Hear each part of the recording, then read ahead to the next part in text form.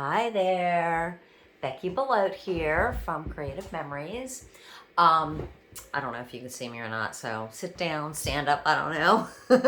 I just need help. I need somebody on the other end of the screen. So today I am getting ready for my weekend retreat with my amazing ladies in the Outer Banks. So I'm just going to show you a really fast idea with one of my really favorite tools. It's the circle maker. This is not like the other circle maker. So not to be confused with the circle cutter. I don't know. They have the same name. This is, well, anyways, this is an old system. It works fantastic, but it's somewhat limiting. There are times when I'm going to use this one because it's perfect for certain things. But I have learned that this is more versatile. It does a lot of really cool things. It's a pretty inexpensive gadget, $26.50.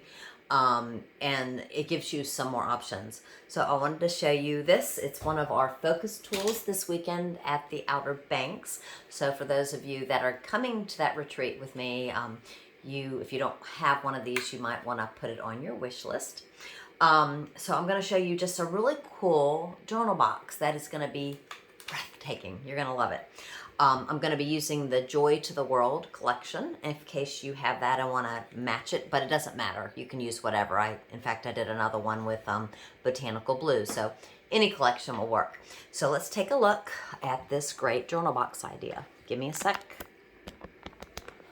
So last week someone said that you all couldn't see very well because my screen was too close. So hopefully this is better. You can see how messy my desk is. I'm really proud of being able to work in this kind of environment.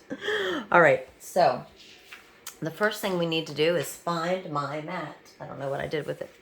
I'll have to grab another one.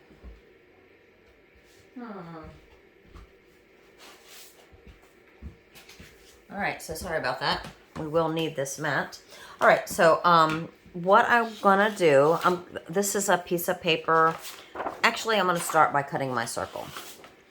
So again, we're doing a mat for a page.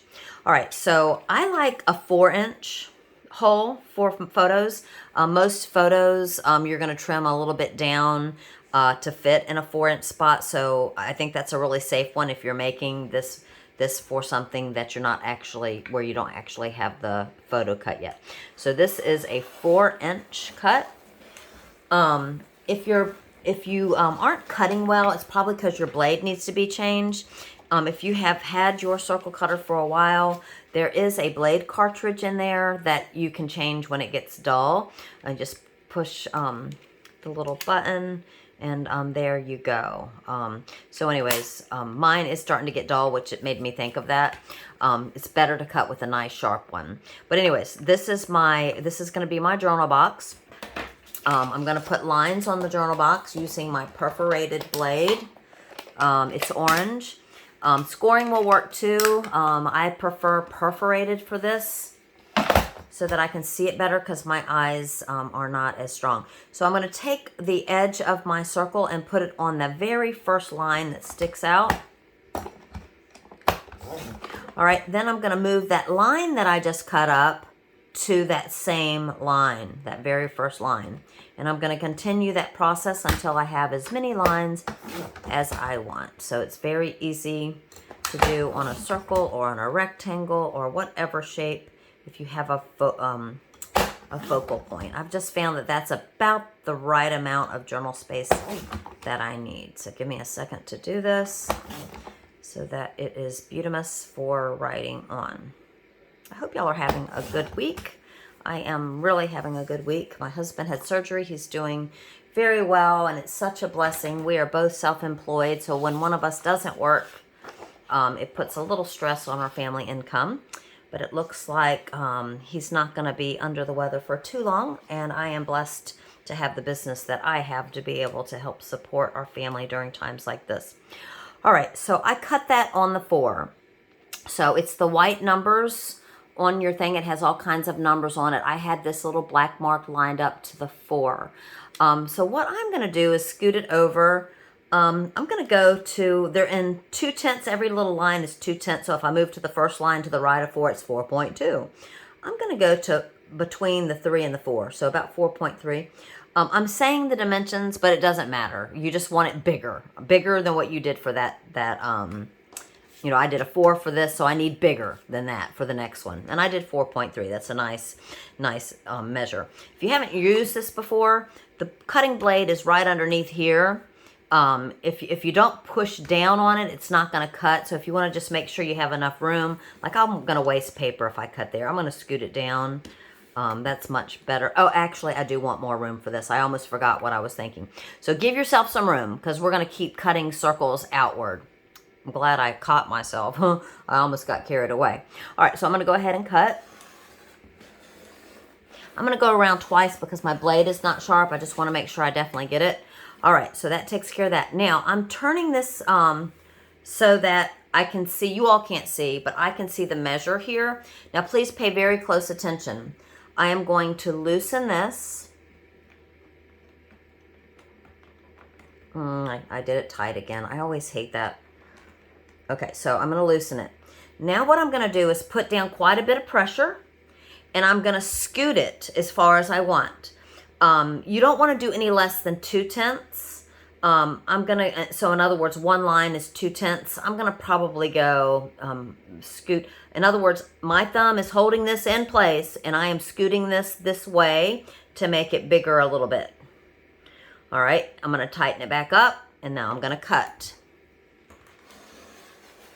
And again, I'm probably going to go around twice. It's very important that I don't screw this up. All right, because a lot is in balance here. All right, so I can see the markings again here.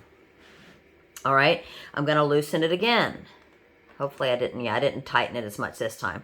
Pressure stays here, folks. All right, I loosened it, and now what I'm going to do is I'm going to scoot the ruler again. All right, I'm going to scoot it, push it so that it's bigger. This time I'm going to do just a small bit, actually maybe another 3/10. Tighten it back up and cut. Again, I might go twice around just to be sure I'm cutting. All right, now what I want to do is one more time so I can see my measuring tool here. That means I'm looking at it the right way. I'm going to loosen it again.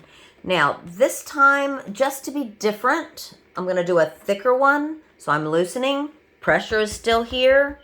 And I'm still going to slide this ruler. I'm going to push it this direction, so to the left of my dominant hand.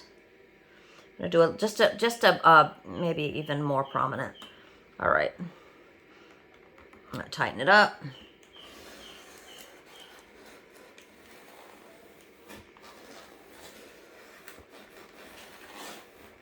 All right,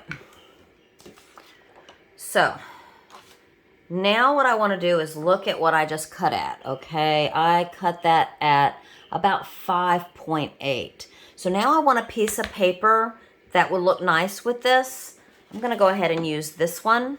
I'm going to scoot these out of the way for a second. So these are all the things that I've cut so far. Here's my, my box that I cut earlier.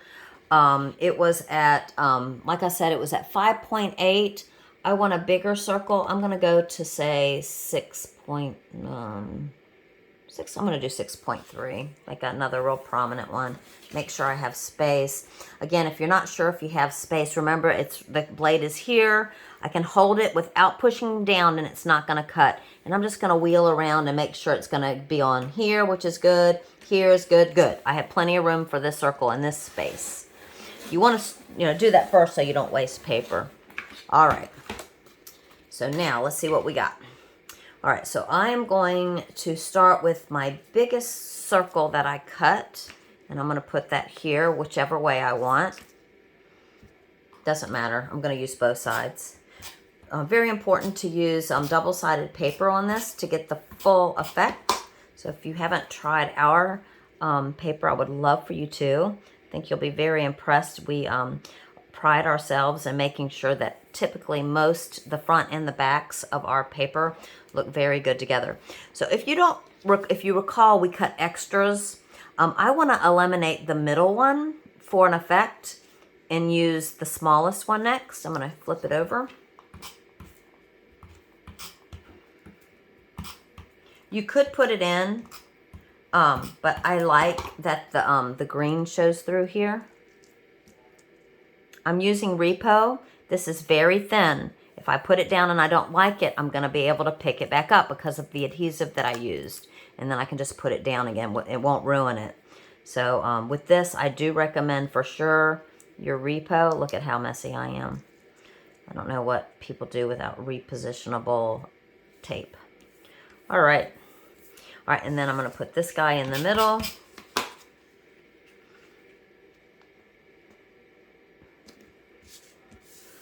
All right. Is that beautiful?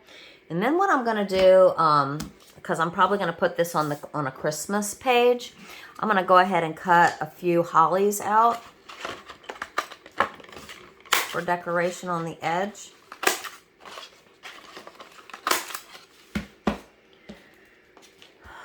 Let's see here. Probably put them partially in, partially out, maybe.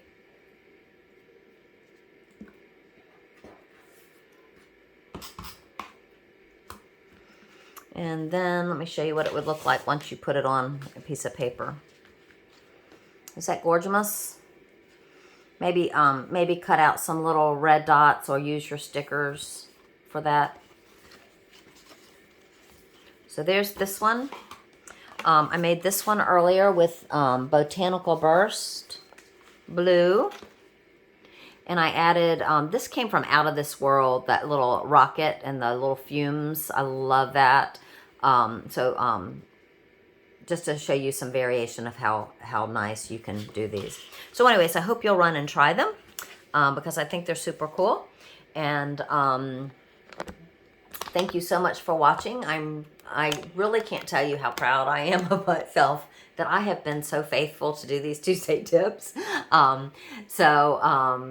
I appreciate you watching. I appreciate you for subscribing to my Facebook channel. I think I'm almost at 1,000 viewers, which I can't tell you. It's so humbling because I feel like I'm so horrible. My techie side of me, but I do appreciate and value you for watching. So thank you all and have an amazing week. Bye.